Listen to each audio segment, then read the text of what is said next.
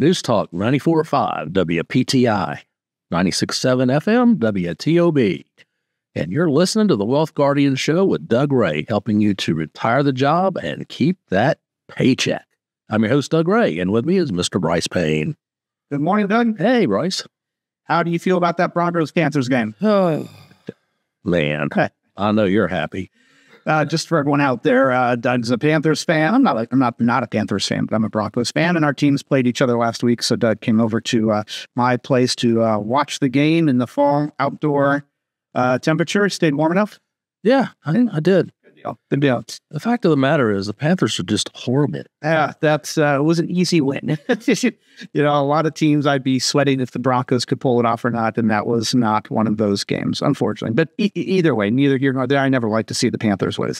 Well, let's go ahead and get started on this show here, Doug. Got a couple of things to do. First, our main topic is going to be unlocking your potential during National Financial Planning Month, which unfortunately was last month, but we got a backlog of all these topics that we want to do here. So that's what our topic is going to be here, both in the first and the second segment. Doug, why don't you go ahead and do our traditional Wealth Guardian Service salute.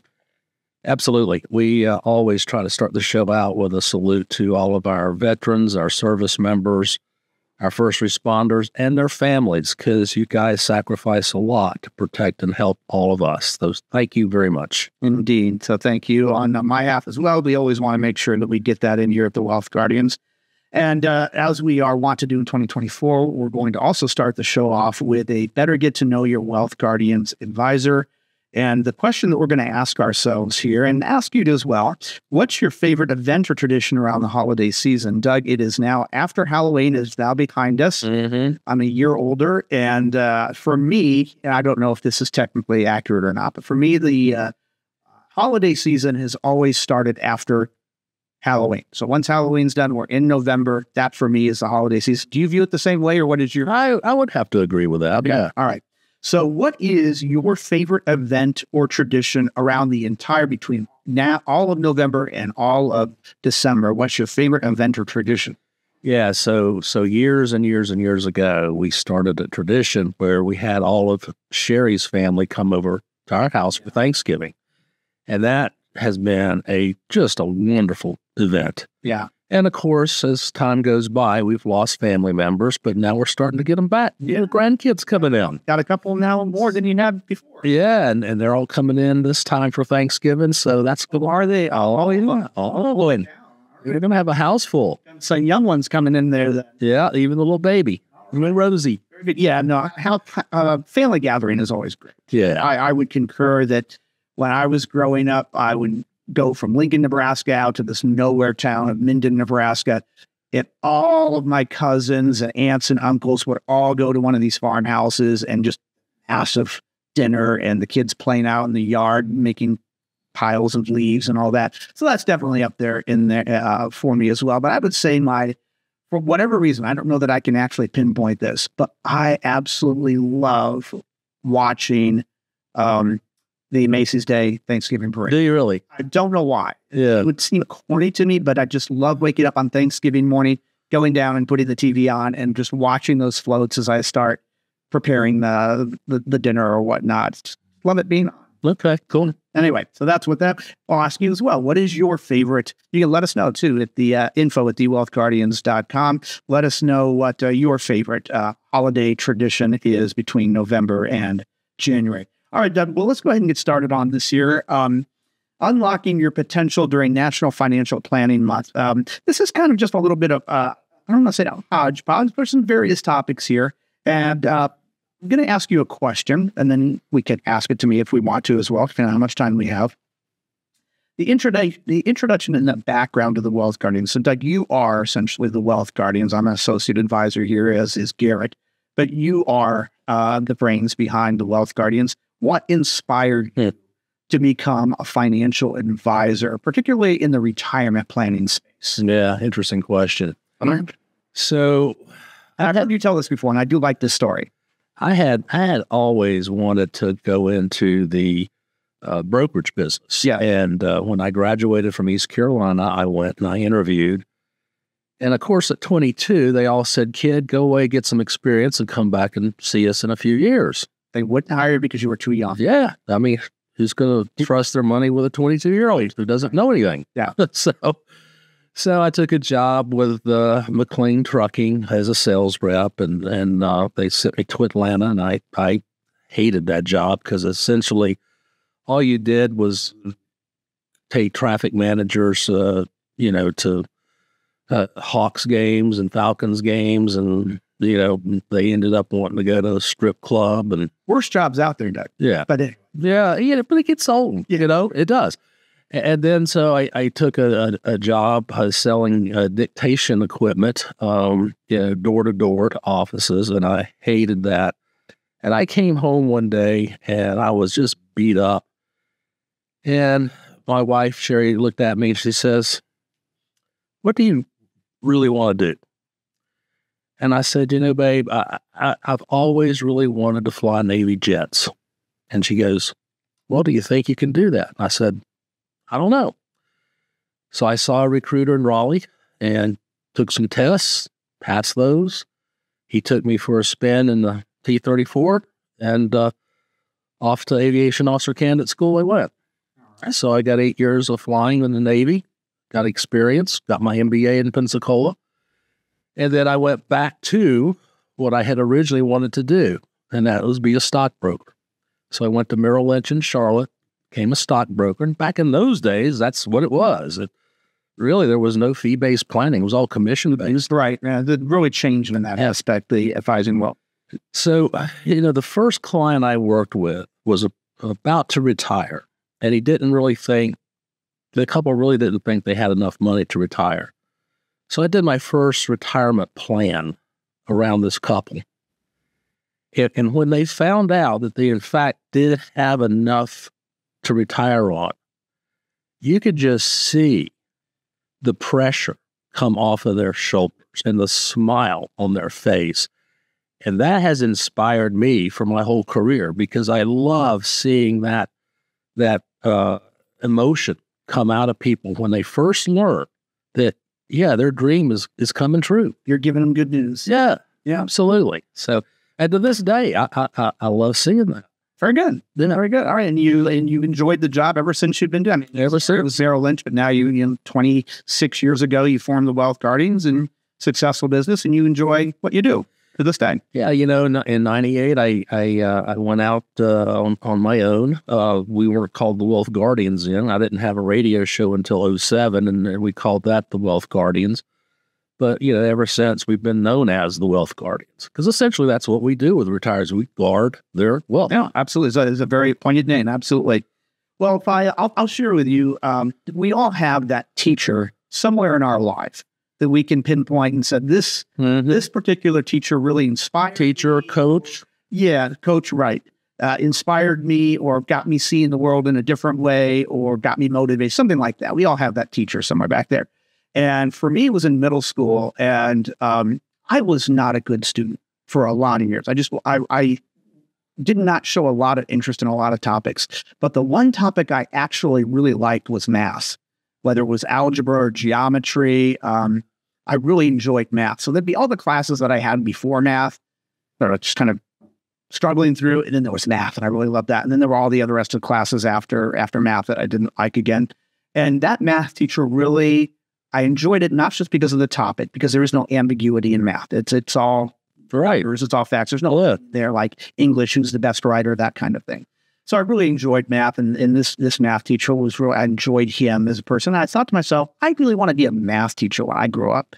I want to do the same thing for kids that I see him doing. And I got my teaching degree, got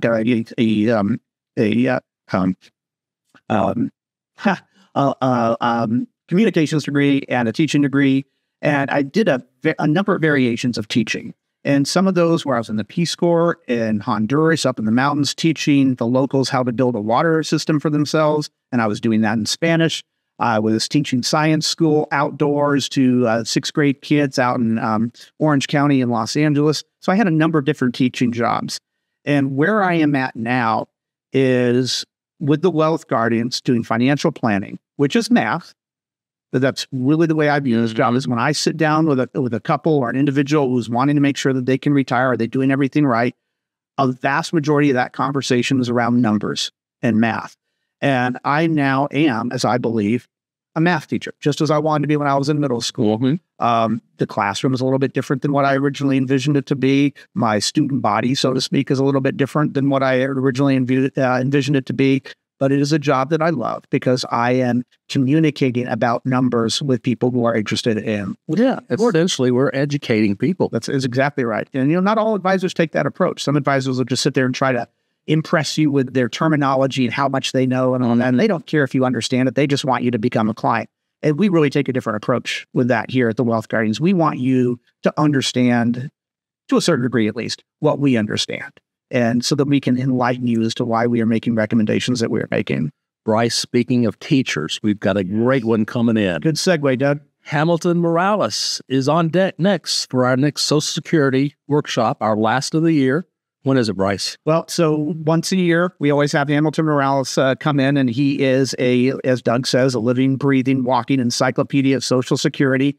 There is a lot of nuance to filing for Social Security. And so if you have not yet filed and you want to understand all the different ways that there are to file and figure out which one makes the most sense for you, this is the free workshop that you will want to attend. So here's the 2 days. It's Thursday, November 7th, and then it's again Tuesday, November 12th. It's in one of those.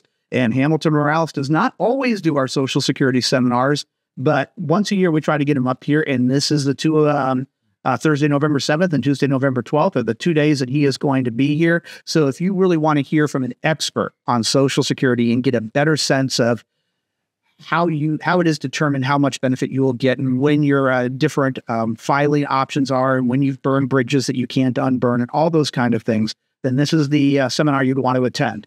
How do you attend? Well, Doug, there's no cost or obligation to attend any of our seminars, but you do have to register. All right, Brice, how do we register? You give us a call at our phone number, 336-391-3409. That's 336-391-3409. Tell Lynn which day you want to attend, and she'll make sure to get you on the reservation list so a seat is reserved for you. Don't want to talk to Lynn, you just want to go on the internet, that's fine too. You can go to our website, thewealthguardians.com/events, and go ahead and pick the day that you want to attend, and it's easier done than said that way. So that's it. We've got the Social Security seminar coming up here, and we really do recommend it. If you haven't already filed for Social Security, you're going to learn a lot.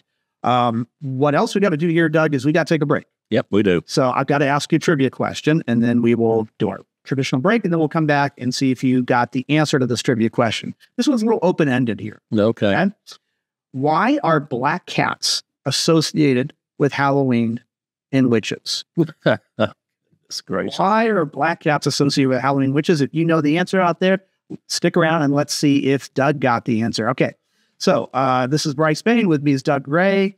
The show is The Wealth Guardians, helping you retire the job and keep the paycheck. We'll be right back after this break. This is News Talk 94.5 WPTI.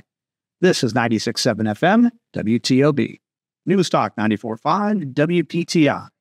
96.7 FM WTOB. Welcome back to the Wealth Guardian Show, where we help you retire the job and keep the paycheck. I'm Brice Payne in the Wealth Guardian studio this morning, along with Doug Ray. And in this segment, we're going to continue our discussion on unlocking your potential during National Financial Planning Month. Now, before we answer this trivia question that we left you and Doug hanging with, I've got a question for you. Are you planning to retire at some point? I wonder how far off that is, but if it's sooner than later, have you met with a retirement income certified professional who is also a fiduciary? If you have not, then hereby I invite you to take us up on a complimentary review of your current retirement situation. As certified retirement planning specialists, we're going to put together a customized written plan with strategies for portfolio allocation, income distribution, Social Security filing, as well as tax efficiency, with the additional benefit of often reducing both the risk and the fees compared to your current plan. So if you've put aside at least $400,000 and you want to take us up on this no cost, no obligation review, here's what you got to do. Pick up the phone and give us a call at 336-391-3409. Or go to thewealthguardians.com. That's thewealthguardians.com to learn more. Let us show you in black and white how to retire the job and keep the paycheck. All right, Doug, let's go ahead and go back to that trivia question. Everyone out there has had a few minutes to think about this, so I'll repeat the question for you. Why are black cats associated with Halloween and witches? Just hit the buzzer. I have no idea. Fair enough. So I always love this time of year to do trivia questions because, of course, my birthday was or always is on Halloween. And I looked this up. I did not know this. I heard, I don't know, if, some scientists talking about this, and there's actually a scientific reason. Really? So there's a number of different theories out there as to why cats are associated with witches, but this one really makes sense. So let's rewind the clock back to the 1600s. Okay. You had the plague going. Mm-hmm. All right. By this point, they didn't then, but by now we know how the plague was spread. Right. Through fleas, which were on rats. Right. So when the London fire happened and all the rats were killed, that actually massively cut down the plague being spread. But women who lived alone would often have cats to help keep the rats away. Now, knowing that the rats actually had fleas on them and that they spread the plague. But what would be a result of women who lived alone who had cats? What would be the result of that? Well, since the cats would kill the rats and keep them away, they often, more often than anybody else, would not get the plague. Mm. So they were often thought of as witches, having a spell so that they could cast out. Oh my gosh. Say. So, well, what are these? Well, this is a woman who's a witch, and witches always have cats. So that is one of the reasons, at least, why cats or black cats are associated with witches. Interesting. So there we go. All right. I thought that was kind of, if you got it out there, well, then I'm a little suspicious of your abilities to know those kind of things. So maybe you're a witch as well. All right. Anyway, let's go back to this unlocking your potential during National Financial Planning Month. Actually, National Financial Planning Month was in September, so we're a little bit behind on this. I do apologize. We've got a good backlog of topics that we want to do here for you on. This one was supposed to be in September.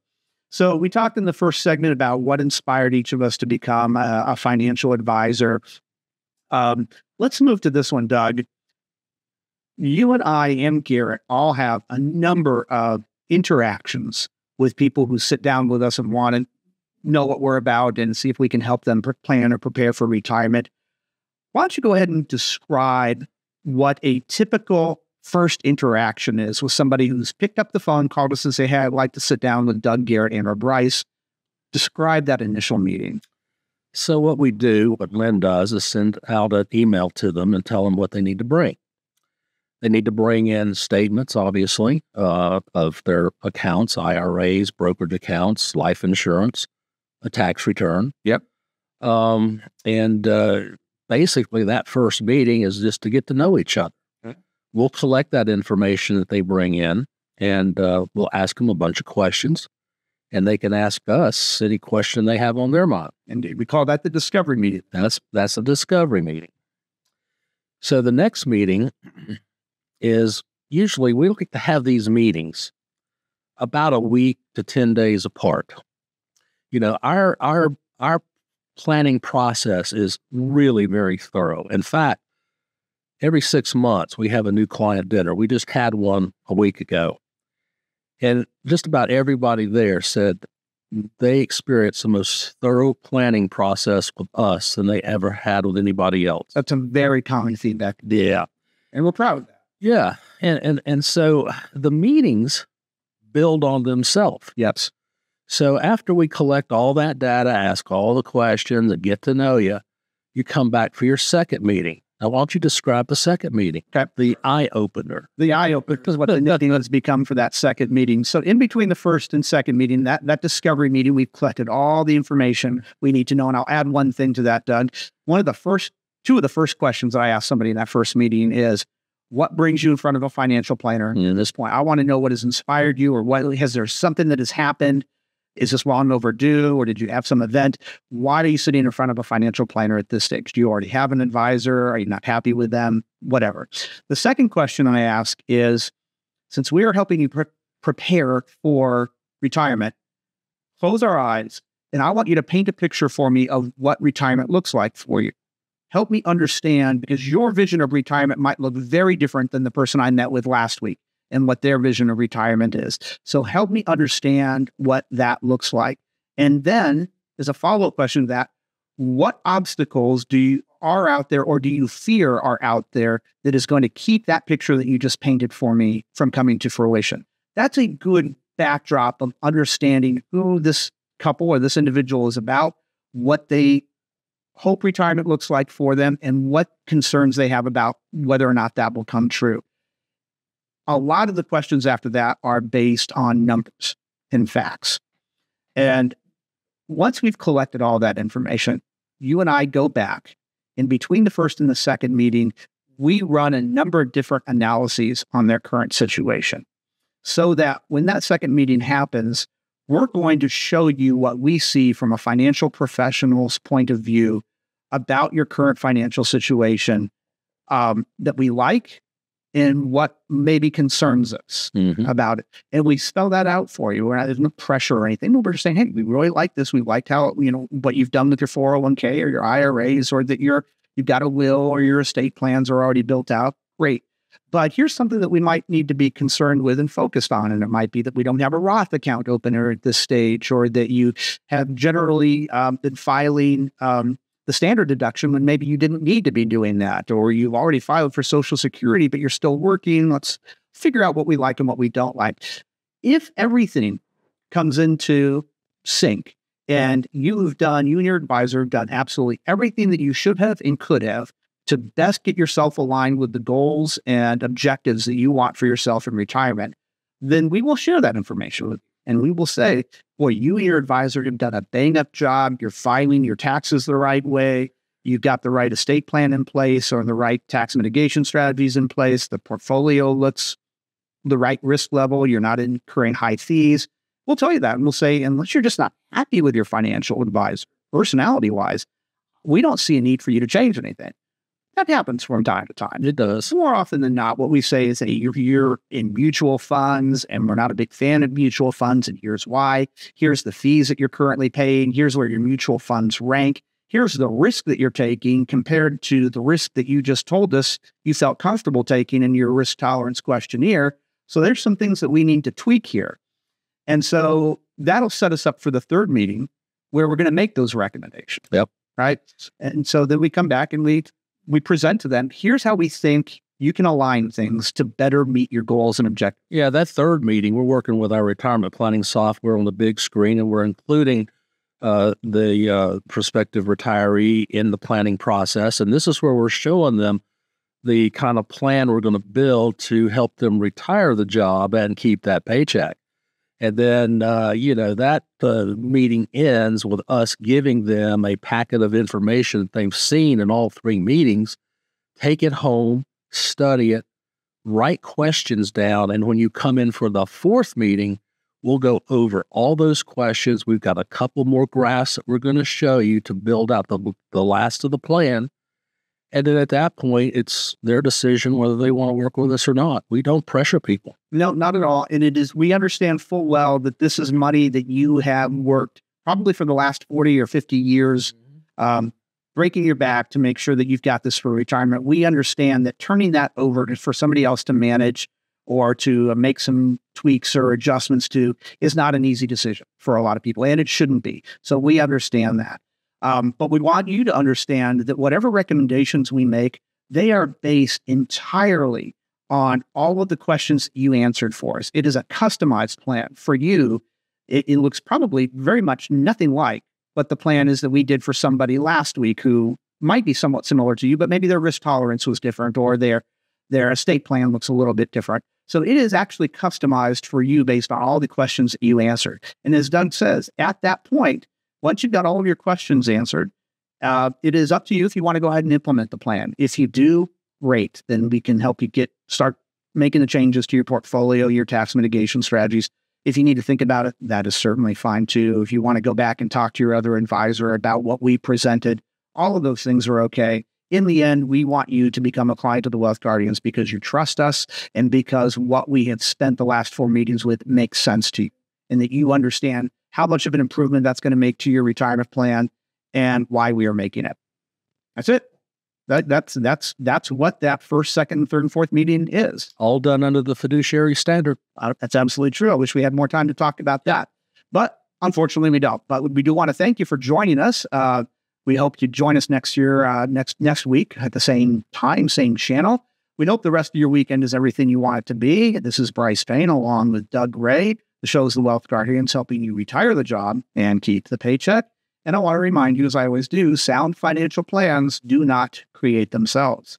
This is News Talk 94.5 WPTI. This is 96.7 FM WTOB.